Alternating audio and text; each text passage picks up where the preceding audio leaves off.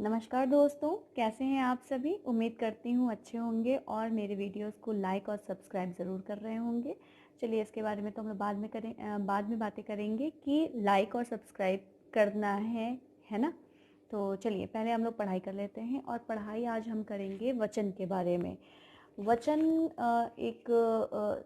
इसमें हम जो है नंबर्स के बारे में पढ़ते हैं। जैसे कोई भी चीज़ है, कोई भी वस्तु है, उसमें कितनी संख्याएं हैं, उस आधार पर हम वचन निर्धारित करते हैं। जैसे कि एक पेन है, एक वस्तु है, तो इसकी संख्या कितनी है। अगर एक संख्या है, अगर इसकी संख्या एक है तो ये किस वचन में आएगा, और अगर हम मेरे पास कई पेन हैं तो वो किस वचन में आएगा। यहाँ पर हम पेन का जो है, जो एक वस्तु है, उसके वचन पर बात करेंगे। तो इसी तरह से वचन को पहले मैं आपको एक छोटे से पंक्तियों में एक बात बता दूं कि वचन क्या है।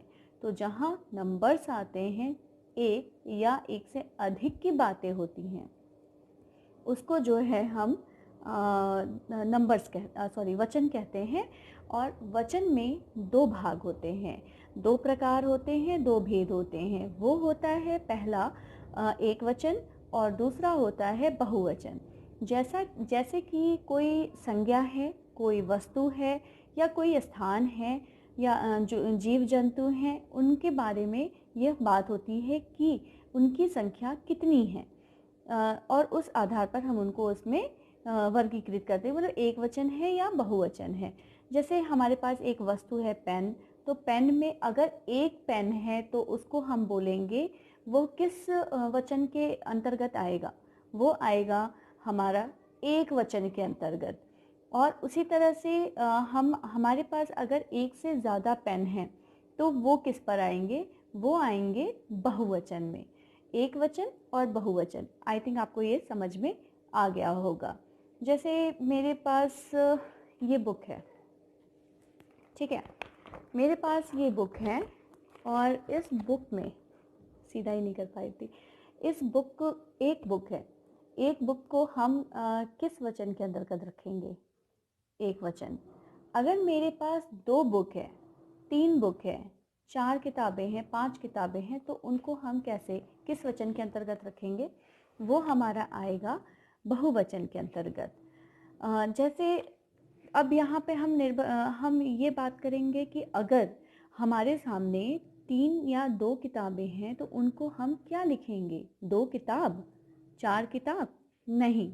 उनको हम कुछ मात्राओं के आधार पर उसको सही करेंगे। जैसे कि उसमें ए की मात्रा जुड़ जाएगी, या य पर मतलब अगर किताब है तो उस पर किताबें हो जाएगा, है ना।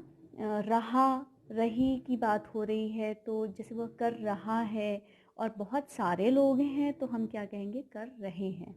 तो इस तरह से जो है हम उस चीज़ को करेंगे। जैसा कि मैं आपको एक छोटी सी,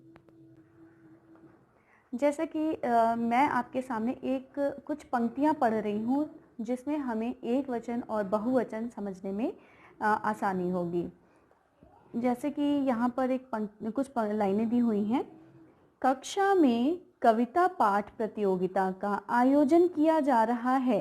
कक्षा में बहुत सारे विद्यार्थी अपनी बारी आने का इंतजार कर रहे हैं। एक विद्यार्थी कविता पाठ कर रहा है। पास में ही खड़ी हिंदी की एक अध्यापिका विद्यार्थी के क्रियाकलापों पर पूरी तरह से ध्यान दे रही है। तो हम यहाँ पर देखते हैं कि यहाँ पर बहुत सारे जो है मतलब वचनों का प्रयोग किया गया है। कहीं एक वचन का प्रयोग किया गया है और कहीं पर बहुवचन का प्रयोग किया गया है। जैसे कि मेरे सामने है कक्षा में कविता पाठ प्रतियोगिता का आयोजन किया जा रहा है। तो कक्षा मतलब क्लास, तो किस क्लास की बात हो रही है, एक क्लास की बात हो रही है कि बहुत सारे क्लासेस की बात हो रही है। क्लासेस की बात तो हो नहीं रही है, क्लास की बात हो रही है, यानी कक्षा की बात हो रही है। हिंदी में कक्षा बोलते हैं इसको। तो एक कक्षा की बात हो रही है, तो यहाँ पर कक्षा क्या है, इसमें कौन सा वचन है, एक वचन या बहुवचन। यहाँ पर है एक वचन। तो उसी तरह से आगे की लाइनों में जिस तरह से दिखाया गया है कक्षा में बहुत सारे विद्यार्थी अपनी बारी आने का इंतज़ार कर रहे हैं। तो कक्षा में बहुत सारे विद्यार्थी, तो विद्यार्थी क्या हो गया, विद्यार्थी कई बहुत सारे, यहाँ पे तो अपने आप ही प्रदर्शित हो रहा है कि यहाँ पर बहुवचन है, क्योंकि एक से ज़्यादा विद्यार्थियों की बात हो रही है, यानी कि स्टूडेंट्स की बात हो रही है। उसी में आगे आते हैं तो लिखा हुआ है कि एक विद्यार्थी कविता पाठ कर रहा है। एक विद्यार्थी मतलब यहाँ पर भी वचन निर्धारित मतलब आराम से पहचाना जा सकता है कि एक स्टूडेंट है, तो एक वचन हो गया। अब यहाँ पे लास्ट है, पास में ही खड़ी हिंदी की एक अध्यापिका। यहाँ पर भी आपको समझ में आ रहा है कि एक ही अध्यापिका है, यानी कि एक टीचर है, तो यहाँ पर कौन सा वचन हो गया, एक अध्यापिका में हो गया एक वचन। अब नेक्स्ट आता है कि बाकी कुछ है नहीं इसमें, विद्यार्थियों के क्रियाकलापों पर पूरी तरह से ध्यान दे रही है। ठीक है, तो यहाँ पर हमें विद्यार्थी, विद्यार्थियों, अध्यापिका और अध्यापिकाओं में अंतर समझ में आ रहा है, कक्षा और कक्षाओं में। ठीक है, तो ये हमारे हो गए एक वचन और बहुवचन। जैसा कि अब जैसे एक वचन जिसमें सिर्फ कक्षा, बहुवचन कक्षाएं। ठीक है, किताब किताबें, नारी नारियां, चूड़ी चूड़ियाँ, बिंदी बिंदियाँ, है ना। हम लोग बोलते हैं ना आँख, आँख आँखें, है ना, आँख आँखें। तो इस तरह से करके हम लोग कुछ यहाँ पे बदलाव करेंगे, जिससे कि एक वचन और बहुवचन बनाया जा सकता है। तो चलिए सीखते हैं कि किस तरह से एक वचन को हम बहुवचन में बनाएंगे और बहुवचन को एक वचन में बदलेंगे। और इससे रिलेटेड मैं कुछ क्वेश्चंस आपको बता दूं कि इसमें पूछा जा सकता है कि वचन किसे कहते हैं, इसके कितने भेद होते हैं, एक वचन क्या होता है, बहुवचन क्या होता है।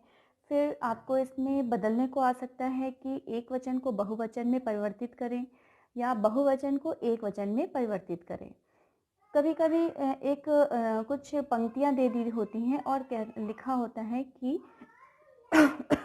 अपने पंक्तियों के आधार पर यहाँ पर वचन, मतलब अगर जैसे लिखा हुआ है कि लाइब्रेरी में मुझे एक किताबें पसंद आई, तो किताबें तो होगा नहीं, मैंने बोला ना एक किताब, तो एक के साथ किताब होगा, तो उसका करेक्शन करने को आ सकता है। इस तरह से करके हमें क्वेश्चंस इससे आ सकते हैं।